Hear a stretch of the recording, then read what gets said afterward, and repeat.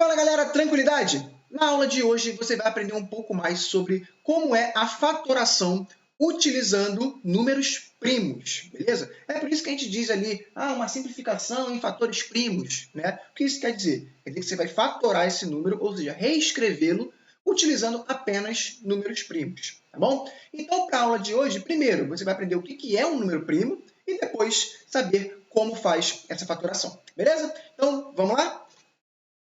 Aqui, galera, a gente vai iniciar a nossa aula de fatoração, né? Primeiro, quem são esses caras chamados números primos, né? Então, o primeiro tópico que a gente vai falar são os números primos. Então, vamos escrever aqui números primos. Aí vamos lá, quem são esses caras? Os números primos são números que você tem apenas dois divisores, beleza? Quem são esses caras? O 1 e ele mesmo, o próprio número, ok? Então, por exemplo, se você for falar do 2, o 2 ele é um número primo.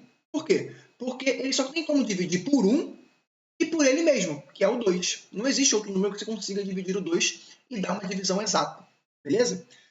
O 3. O 3 também é um número primo. Por quê? Porque você só consegue dividir por 1 e por ele mesmo, que no caso é o 3. Só dá para dividir o 3 por 1 ou o 3 por 3. Não dá, por exemplo, para dividir o 3 por 2. Não dá uma divisão exata. O 5. O 5 é a mesma coisa. Também é um número primo. Por quê? Porque o 5 só dá para dividir por 1 e por 5. Ou seja, só dá para dividir por 1 e por ele mesmo. A mesma coisa acontece com o 7. Né? O 7 só dá para dividir por 1 ou por ele mesmo. No caso, só dá para dividir por 7. Não dá para dividir por 2, não dá para dividir por 3, não dá para dividir por 4, não dá para dividir por 5, nem por 6, tá? Então você vai ver que os números primos eles vão ter essa característica, beleza? E aí você me pergunta, Felipe, então quais são os principais números primos? Né? Você começa por essa listinha aqui, são os menores, né? O 2, o 3, o 5, o 7. Depois do 7 vem quem? Vem o 11, né? O 11 é o próximo primo. Depois do 11, tem o 13. Depois do 13, depois do 13 tem o 17. Depois do 17, depois do 17 tem o 23. Depois do 23. E assim vai, né? São muitos, são infinitos números. Assim como os números naturais, os números primos também são infinitos, beleza? Existem números primos muito grandes que a gente nem consegue mensurar que eles são números primos. Por quê? Porque eles têm 1 bilhão de casas, né? Então, isso aí a gente usa muito em criptografia, né? Você, quando está lá no seu WhatsApp, você vê, assim, mensagens criptografadas. Significa que aquelas mensagens têm um código, e esses códigos são utilizados com números primos. Você sabia disso? Então, a partir daí, esses números primos, só que muito, muito, muito grandes, são utilizados para criptografar dados. Por que não são números pequenos? Porque se fossem números pequenos, você conseguiria facilmente conseguir achar esses números. Mas como são números com bilhões de casas, então ficam números muito grandes, tá ok? Aí você me pergunta, Felipe, e o 1? O 1 é primo? O 1 não é primo. Por que o 1 não é primo, Felipe? Porque o 1 não dá para dividir com dois números. O 1 só é divisível por um número, que no caso é 1, ou seja, ele mesmo. Nesse caso, o 1 e ele mesmo é o mesmo número, que no caso é o 1. Então, o 1 não tem dois divisores, né, que é 1 e ele mesmo. No caso, esse 1 e ele mesmo só é um único número. Então, por isso, o 1 não é um número primo. Beleza? Aí, vamos dar um exemplo agora de número diferente. O 8, por exemplo. O 8 é primo? Não. Por quê? Porque além do 8 ser divisível por 1 e por ele mesmo, no caso 8, dá para dividir o 8 por 2, por exemplo. Dá para dividir o 8 por 4, por exemplo. Então, o 8, a gente diz que ele é um número composto, porque ele é o resultado da multiplicação de outros dois números. Beleza? Então, o 8 também não é um número primo. Tá bom? Agora, vamos falar de outra forma, né? Vamos falar, então, sobre esses fatores primos. Então, por exemplo, se eu for falar do, 12. Você sabe, 12 é um número primo ou não? Não. Por quê? Porque o 12, além de dividir por 1 e por 12, divide por 2, divide por 3, divide por 4, divide por 6, né? São vários números que conseguem dividir.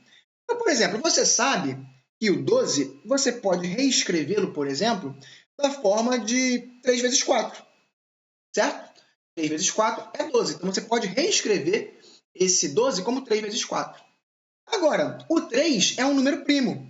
Eu não tenho mais como diminuir esse número, né, para ser mais claro, tá?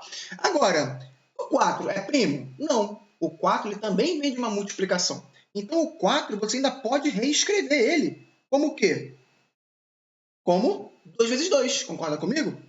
Então, ó, eu posso dizer que o 12 é 3 vezes 4. Só que o 4 é 2 vezes 2. Então, você também consegue reescrever, né, o número 12 como 3 vezes 2 vezes 2. Concorda comigo? E aí, lá da aula de potenciação, você sabe que quando você tem dois números de mesma base repetido, você conserva essa base, né? E soma os expoentes. Aqui é expoente 1, aqui é expoente 1 também. Então, você tem ali um número 3 vezes 2 vezes 2, que é a mesma coisa que 3 vezes 2 ao quadrado. Ou seja, dessa vez, eu tenho apenas números primos, né? O 3 é primo e o 2 é primo. Então, eu reescrevi o 12 como uma multiplicação de dois números primos, sendo que um deles tem um expoente, né, mais elevado. Beleza? Então, isso daqui é decompor um número em fatores primos, é reescrever esse número em apenas multiplicações de números primos. Beleza?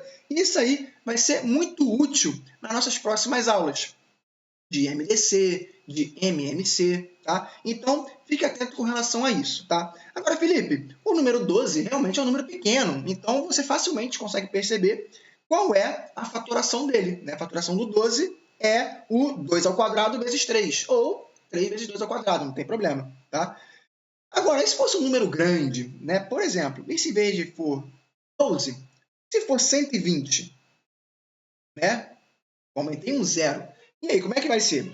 Bem, você tem duas formas, né? Você também consegue ir pensando dessa forma, de quebrando o número, né? Ah, 120. 120 eu sei que é 12 vezes 10, né? Ah, 12 vezes 10. O 12 eu já sei que é 2 ao quadrado vezes 3. E o 10? O 10 é 2 vezes 5, né? Então eu sei que o 12 é 2 ao quadrado vezes 3. E eu sei que o 10 é 2 vezes 5. Então, você pode repetir, né? Aqui, ó. Mais uma vez, potências de mesma base, conserva a base que é 2 e soma os expoentes. Aqui o expoente é 2, aqui o expoente é 1. Então, 2 mais 1, 3. Além disso, eu tenho um 3 e um 5. Ou seja, 2 ao cubo vezes 3 vezes 5. Essa aqui é a fatoração do 120. Repara que tem formas de você conseguir fazer isso pensando, né, matematicamente falando. Agora, Felipe, eu não me sinto muito confortável assim. Eu aprendi que você faz uma barrinha e você consegue fatorar esse número. Com certeza, né? Esse número também, esse método também é muito utilizado, né? Então, por exemplo, como é que você vai fazer o 120, né? Fatorando o 120 dessa forma. Beleza, você faz essa barra, que você lembra, né? Lá da sua escola, e começa a fatorar com os números primos. Você utiliza. Então, você sempre tenta primeiro dividir por 2. Não conseguiu? Tenta o 3. Não conseguiu? Tenta o próximo primo. Geralmente você pula o 4 e vai para o 5. Depois tenta o próximo, que não é o 6, é o 7. E assim vai, tá? Então, eu vou começar pelo primeiro primo que eu conheço, é o 2. Dá para dividir por 2? Dá. Pela aula passada de critério de divisibilidade, você lembra que um número terminado em par divide por 2. E 0 é par. Então, dá para dividir 120 por 2. Ao dividir 120 por 2, dá 60. Posso dividir por 2 de novo? Posso. Então, divido por 2. 60 dividido por 2, 30. Dá para dividir por 2 de novo? Dá. Então, divido por 2. 30 dividido por 2, 15. Dá para dividir por 2 de novo? Não. Então, eu paro de dividir por 2. Agora, eu vou para o próximo primo, que vai ser o 3. Dá para dividir 15 por 3? Dá, porque 1 mais 5 é 6. E 6 é múltiplo de 3. Você também aprendeu isso na aula de divisibilidade. Então, 15 dividido por 3 dá 5. E 5 dá para dividir por 3? Claro que não, 5 é primo. Então, agora você vai para o próximo número primo. Depois do 3, vem o 5. 5 dividido por 5, 1. E para você identificar qual é esse número, né, você faz essa seguinte situação. O 2 apareceu quantas vezes? 3 vezes. Então, é 2 ao cubo. O 3 apareceu quantas vezes? 1. Então, vezes 3. E o 5 apareceu quantas vezes? Também 1. Vezes 5. Pronto. Essa aqui é a fatoração do 120. Né? Repara que deu o mesmo resultado que anteriormente. Aqui, eu apenas pensei, né? Pensei e consegui quebrar esse número, né, em várias multiplicações que me geraram os números primos, né? Lembrando, o número ou ele é primo ou ele é composto. Se ele for composto, ele é a multiplicação de alguém. Então, esse alguém você consegue descobrir. Agora, aqui, nesse método, eu fiz esse processo de fatoração com essa barra, que é muito famoso, tá ok? Então, você pode fazer essas duas formas, tá? Você vai fazer a que você preferir, a que você achar mais legal, ou a que você achar mais fácil, ou a que você achar mais pertinente. Beleza? Então, não sai daí. Na nossa próxima aula, nós vamos fazer a aplicação dessa fatoração. Vamos falar um pouco sobre o que é MDC e MMC. Claro, a sigla MDC, você sabe que é máximo divisor comum. E a sigla MMC, você sabe que é mínimo múltiplo comum.